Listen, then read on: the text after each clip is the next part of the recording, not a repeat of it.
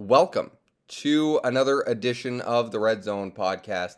I'm your host, Emmanuel Point du jour, and today's day 6, and we're flying out east. We did the West Division, now we're heading out east, and we are covering the Toronto Argonauts today. In Toronto, they had the curse. They had the curse of losing big names in free agency after being 14-2 in the regular season, historic season, and then in the playoffs, that's where they fell. They had the bye, and in the East Final, Montreal's defense, they just were amazing in that game. Got stops, got to Kelly, got interceptions. I think 4 for the game.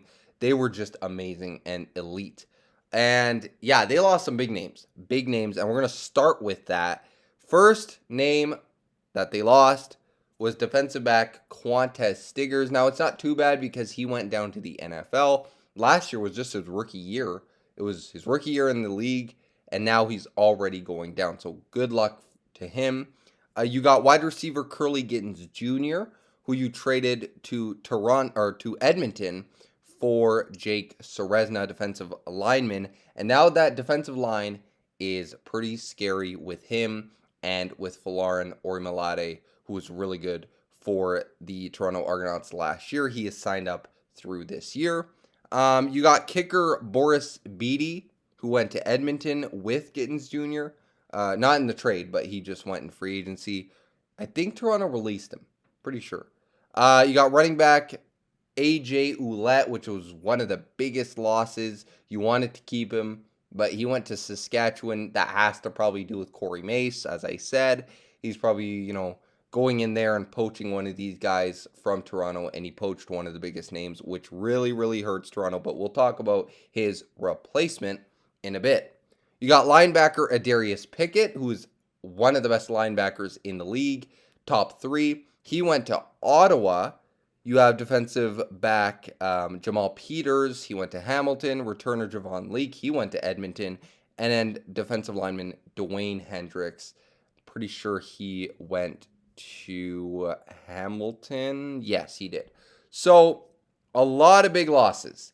And losses in your own division. That's not good. That is not good. And that was rough.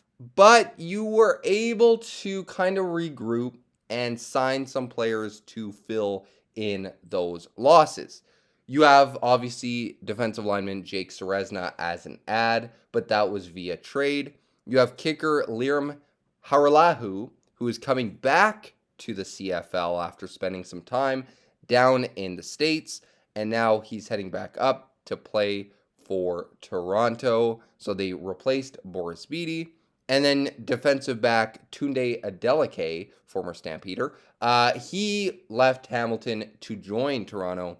And then running back Kadeem Carey. Finally, Kadeem Carey got signed after waiting a little bit during the free agency window and into free agency. And he got picked up by the Argos. So hopefully he can stay healthy, because last year as a Stampeder, he got injured, I think week 1, and he was out for like half the year. So that really derailed his case for, most outstanding player or the leading rusher in the league, which he was in 2022.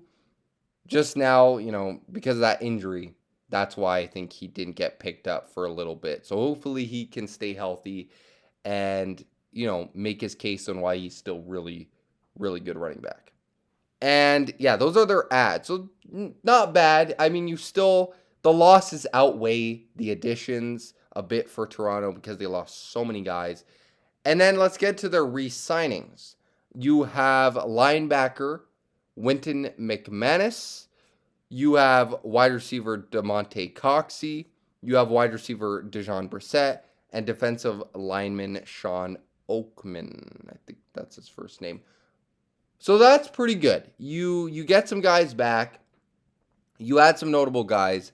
But at the end of the day, it's just so much to outweigh those losses. And I don't think they're going to repeat a 14-2 season next year. Just saying that right now. But you never know. You look at last year and my prediction, that was just horrible. That was awful. I got to say that was just... This is bad. This is very, very bad. I didn't think Chad Kelly was going to have the year he had, and he proved to be one of the best quarterbacks in the league. So you got to give him that. But that'll do it for this edition of the Red Zone podcast. Argo fans, let me know in the comments, what did you think about this free agency? Was it good? Was it bad? Did you think it was just average with how many losses they had? I don't know. But let me know. We'll see you guys tomorrow to cover the Ottawa Red Blacks. But until then, have a great rest of your day, and we will see you next time. Peace.